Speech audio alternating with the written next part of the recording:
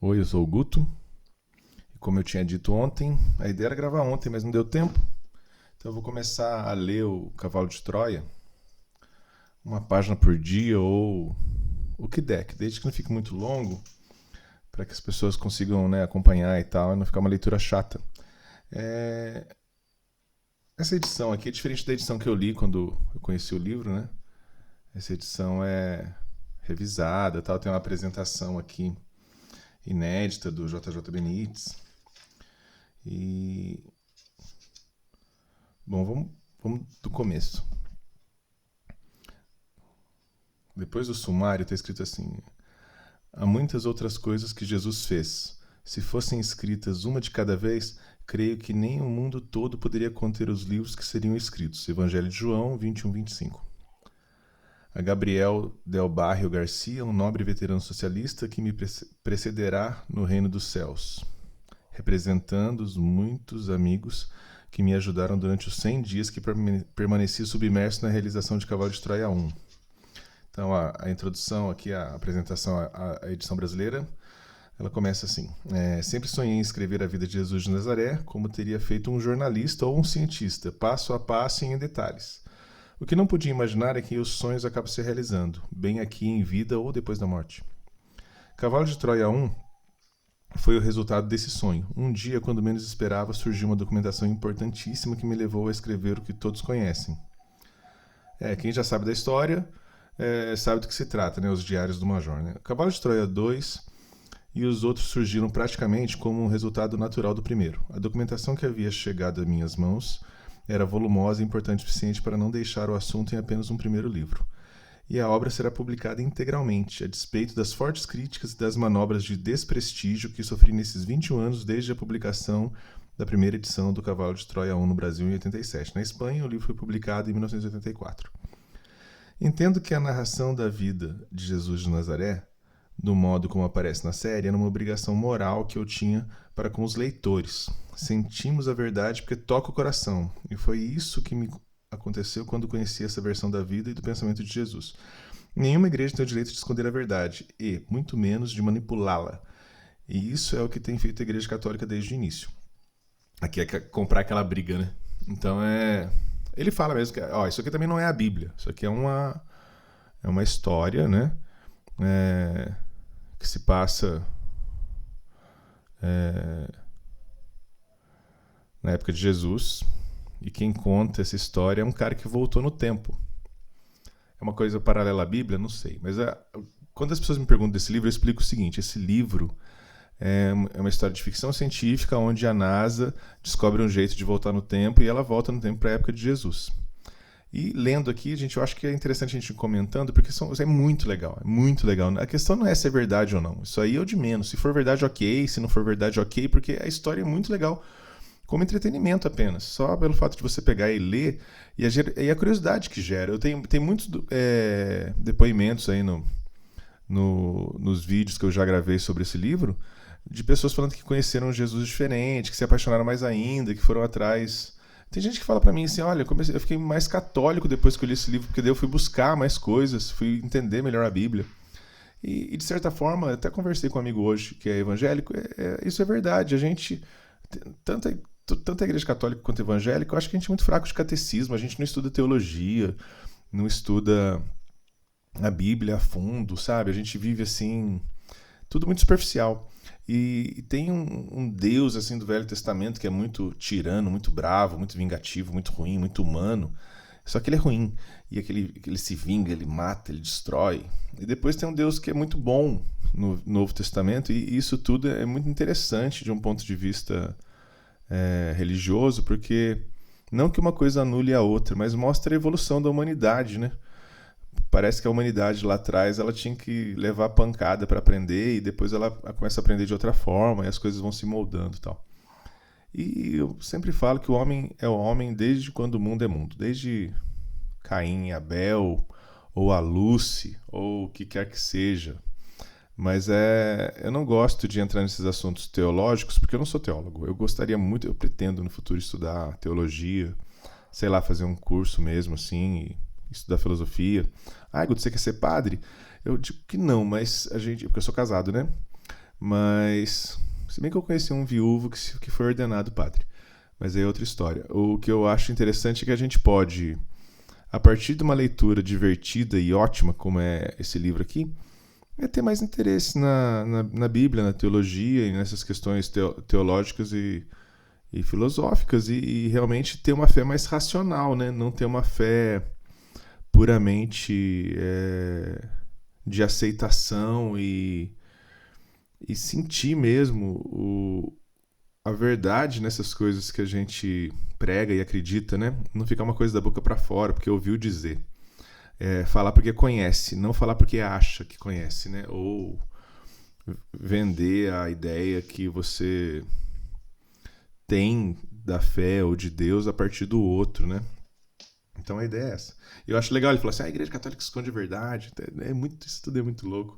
Eu adoro conspiração, então é um prato cheio para eu gostar, né? Mais uma tempestade perfeita, né? Como eu já disse em outros vídeos em relação ao Conan e tal. Então aqui, continuando. Fiquei surpreso e depois imediatamente encantado. Esse Jesus humano, próximo e ao mesmo tempo Deus, me impressionou. Era o que eu precisava e buscava. Em vão, né? Havia muito tempo. O Jesus da série Cavalo de Troia não é um Deus castigador nem controlador, como eu falei, né? Agora há pouco. Simplesmente brinda a imortalidade. Isso me convenceu. A Igreja Católica, especialmente seus setores mais conservadores, tentou e tenta ridicularizar o meu trabalho. O livro, porém, continua na linha de frente. Várias gerações se incorporam à sua leitura, seguindo boca a boca. Por que será? Eu sempre disse, Cavalo de Troia é um livro mágico que toca o coração das pessoas, sem importar se são crentes ou ateus. Não importa a idade nem a condição social. Agora, sou uma pessoa mais segura. Acredito saber o que me espera depois da morte. Sei que, depois dela, há vida, e isso devo a ele. Agora creio saber quem sou e por que estou aqui. Isso acontece a todo aquele que lê a obra, cedo ou tarde. Ler Cavalo de Troia é conseguir um passaporte para a certeza. Cavalo de Troia tem a virtude de não deixar ninguém indiferente e de mexer com o mais íntimo de cada ser humano. Talvez a maior recompensa por esses muitos anos de trabalho sejam as cartas e os contatos dos leitores. Chegam diariamente. São cartas e mensagens que agradecem pela aproximação ao mestre. Entendo que esses anos de sacrifício, as viagens e as 4.500 páginas sobre Jesus de Nazaré valeram a pena. Acho que meu trabalho está praticamente concluído. Faltam apenas o Cavalo de Troia 9 para terminar a saga. Imagino que estará nas ruas em 2010. Possivelmente no outono. Depois, surpresa. Segundo a editora, dos 8 volumes foram vendidos cerca de 6 milhões de exemplares em todo o mundo. Isso significa mais de 24 milhões de possíveis leitores e a contagem não para. Só posso estar agradecido por tanta felicidade. Um abraço para os meus queridos leitores brasileiros, JJ Benites. Aqui ele fala e não fala nada, mas para quem conhece o livro já sabe do que se trata, né? Isso que ele está falando. E agora eu vou ler o prólogo aqui. E quando me apresentaram esse livro, falaram isso para mim. É um livro de ficção científica, a NASA volta para Jesus, volta para a época de Jesus e acompanha a pregação e acompanha, né, a vida de Jesus tal, e registra a vida de Jesus. Então eu achei muito louco. Falei, nossa, que loucura, né, essa premissa, né? E um amigo meu falava assim, não, o começo é muito louco, porque tem um lance dele desvendar um segredo e tal. Então eu achei aquilo tudo muito, muito legal. Eu falei, bom, vou ler, né? E fiquei enrolando. Eu lembro quando eu li a primeira vez, fiquei impressionado, mexeu muito comigo assim, né? Eu que sou fã dessas coisas, né? Sou católico, então, mais uma vez, dar o produto pro viciado, né? O cara adora doce, aí você faz uma bacia de doce pro cara se lambuzar, né? Mas assim, nunca abalou minha fé. Eu sou católico, como já falei, né? E tenho as minhas convicções, as minhas certezas, assim. O meu conhecimento é muito raso. Eu falo que a gente peca nisso, que a gente deveria conhecer mais a igreja, a religião, a instituição, estudar o catecismo, estudar, né, o código canônico, saber tudo da igreja. A gente não sabe, a gente só vai na missa e acha que tá bom. Então, às vezes tem gente que lê um livro desse aqui e se sente abalado, ofendido. E eu acho que esse não é o caminho. Eu acho que a gente tem que ler isso daqui, ter um conhecimento da Bíblia. Isso aqui não é a Bíblia. Ele mesmo fala, não, gente, não é a Bíblia. É o Cavalo de Troia, é um livro, né, do Major, que foi lá para a época de Jesus, né, a missão lá da Força Aérea junto com a NASA, porque descobriram um jeito de viajar no tempo. Coisa louca, né? Um amigo meu acredita muito nisso. Ele fala assim, não, Tom, isso tudo é verdade. Eu falo assim, cara, não sei, eu acho... Se bem que, como eu sou um conspirador, um teórico da conspiração, eu falo assim, será? Será que eles escondem uma coisa mesmo? Será que alguma coisa maior existe? A gente não sabe? Será que realmente voltaram para a época de Jesus? E é tudo muito louco. Isso aí. Por outro lado, eu fico pensando, isso é marketing para vender livro. Mas, e se mesmo que seja marketing para vender livro, eu acho muito genial esse marketing para vender livro, né? Se não fosse legal a história, a gente não ia estar aqui falando dele, né? Então, eu vou fazer a minha proposta. Minha proposta é que eu li a apresentação e tal. Então, agora eu vou ler a primeira página do livro em si, né? Na verdade, eu dei sorte hoje, porque o vídeo já está longo, e essa primeira página, que é a página 13, o título do capítulo é Washington. E é bem um prólogo. E começa assim, não é o início da história em si, é um pouco lá na frente. É para dar aquele gostinho, sabe aquela coisa do cinema? Acontece uma cena de ação, você não entende, aí passa um pouquinho, volta para explicar a história até chegar naquele ponto, né? Então é isso, vamos lá. Washington, né? E isso aqui é um prólogo, né? Então não fiquem assustados, porque se não tiver pé nem cabeça, isso aqui é só para pescar o leitor, né? Meu relógio marcava 3 da tarde. Faltavam 2 horas para que o cemitério nacional de Arlington fechasse. Eu havia passado quase toda aquela segunda-feira, 12 de outubro, diante dos 3 túmulos dos soldados desconhecidos e da minúscula chama alaranjada que dá vida à rústica laje cinzenta sob a qual repousam os restos do presidente John Fitzgerald Kennedy. Ainda que, de tanto lê-lo, já o tivesse decorado, consultei uma vez mais o código que o major havia me dado. O major tem letra maiúscula, então ele representa não um major qualquer, mas um major que é o homem, o astronauta que vai para a época de Jesus lá. Pela enésima vez examinei um maciço sarcófago de mármore branco erguido na face leste do anfiteatro comemorativo, monumento inicial e mais destacado do túmulo do soldado desconhecido. Na face oeste haviam sido esculpidas as 3 figuras que simbolizavam a vitória, alcançando a paz através da coragem. Mas aquele painel não parecia guardar relação com meu código. Lentamente, como um turista a mais, contornei o cordão que circunda a pequena esplanada retangular e fui sentar-me diante da parte de trás do túmulo central, nos degraus de um pequeno anfiteatro. Exausto, repassei o que havia anotado. À minha frente, a 5 metros dos túmulos, um soldado de infantaria do 1º Batalhão da Velha Guarda, com sede em Fort Mayer, marchava para cima e para baixo, fuzil no ombro, a luzir no escuro uniforme de gala. Ainda que a corrente de segurança me mantivesse a uns 10 metros dessa parte do túmulo, a legenda gravada no mármore podia ser lida com facilidade. Aqui repousa gloriosamente um soldado dos Estados Unidos que só Deus conhece. Aí está a chave? Perguntei-me nervosamente. A solitária sentinela, espigada e fria, como a baioneta que rematava seu brilhante mosquetão, havia parado. Depois de uma breve pausa, girou o corpo e mudou a arma de ombro. Segundos depois, voltou sobre seus passos e deteve-se diante do túmulo. Ali repetiu a mudança de posição do fuzil, girou o corpo de novo e reiniciou seu solene desfile. Meu amigo, o major norte-americano, fazia referência ao soldado que dia e noite monta guarda no cemitério dos heróis em Washington. A sentinela que vela diante do túmulo vai lhe revelar o ritual de Arlington, dizia a primeira frase de sua última carta. Aqui acaba o prólogo, né? Aí a história muda para o México e volta um pouco. É engraçado que tem um tom muito documental, né? É muito direta a escrita dele, não é nem um pouco poética, nem usa muitas figuras de linguagem e tal. É uma coisa bem documental, bem clara, bem específica, bem óbvia. Assim, acontece isso. É factual, né? O soldado trocou de ombro. Em nenhum momento ele fala assim, o soldado utilizando a arma que desfere o chumbo no peito dos inimigos. Ele não fala assim nada, ele não rebusca nada, se bem que eu nem rebusquei nada, eu só enchi linguiça, né, nesse comentário. Mas ele não fala assim, o soldado como quem repousa um ramalhete de flores. Não, ele não usa nenhuma figura, nem nada. Ele é bem objetivo. Ele pega e fala, soldado troca de ombro e vira. Vai pra lá e vem pra cá. Troca de ombro e vira. Vai pra lá e vem pra cá. Então isso é bem coisa de jornalista, né? Porque eu acho que a formação do J. Benítez é essa. JJ. E acaba aqui. Então isso aqui já me deixa louco. Pô, qual que cena é essa? É um cara sentado, olhando lá o soldado fazendo sua ronda, né? Sua vigília ali, né? De certa forma também prestando uma homenagem, né? Ao túmulo do soldado desconhecido.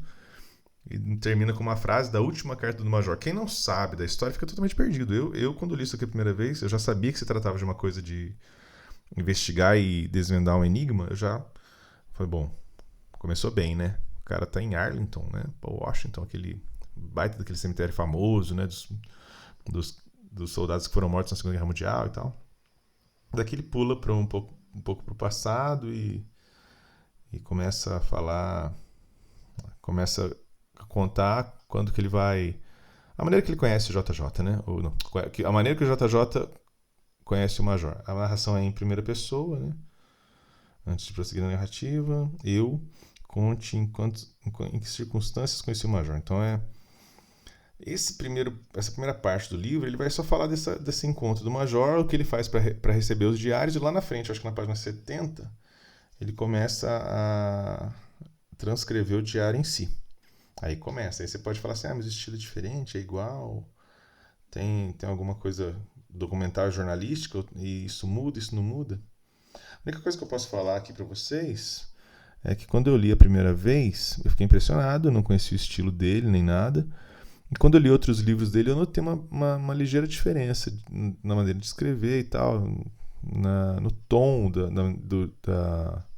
da escrita dele, mas é assim, é lógico, né?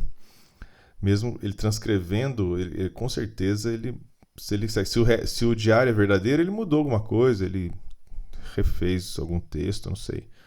Aí vai de quem lê. Essa discussão de se é verdade, se é mentira, para mim é ótima. Eu acho isso fantástico de verdade, assim, porque, né, são essas coisas que ficam, né? O livro tem uma mensagem? Tem, que é a mensagem de Jesus, que também todo mundo praticamente conhece. Mas essa segunda camada, né, o Major, voltar no tempo, tal, isso é muito legal.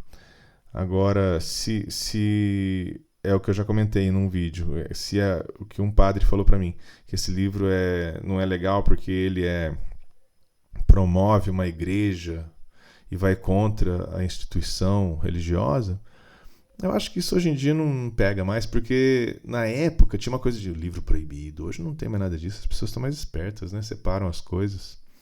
Eu adoro essa discussão se é verdade ou se é mentira. Né? Eu sinceramente não tenho opinião sobre isso, porque eu gostaria que fosse verdade. Imagina ter uma máquina do tempo, mas fisicamente é impossível, aí começam aquelas discussões. Mas é muito legal. Isso aqui... Guto, por que você fica fazendo essa divulgação? 15 vídeos falando, 10 vídeos falando. Porque eu acho que merece, porque eu acho que é gostoso discutir. E pelo fato de envolver uma coisa religiosa, né? Jesus e a mensagem que ele carrega, traz e representa, eu acho que isso é muito interessante, até por uma questão mesmo de trazer gente para esse assunto, né? Para a igreja, para a catequese, para a teologia, para a Bíblia, fazer comparações, né? Eu já comentei que eu tenho uma amiga que é engenheira, que o engenheiro amigo dela leu o livro, ficou louco, ficou refazendo os cálculos que eles falam aqui e pedindo para ela conferir se estava certo. E é muito gostoso ler esse livro. Eu não sei o que aconteceu comigo, é um dos poucos livros que eu li 3 vezes. É a terceira vez que eu estou lendo. Raramente isso acontece. Eu leio uma vez e nunca mais. Crio a minha opinião e tal. Só O Senhor dos Anéis que eu voltei a ler, mas assim, raramente isso acontece. Até quero fazer um mesmo vídeo usando o Silmarillion como exemplo, né? Mas a princípio a gente vai brincar com o Cavalo de Troia. Então é isso, amanhã eu vou tentar gravar outro, beleza? Falou, porque para upar demora. Gravar, editar nem tanto, mas para upar demora. Então valeu quem assistiu até aqui e até breve.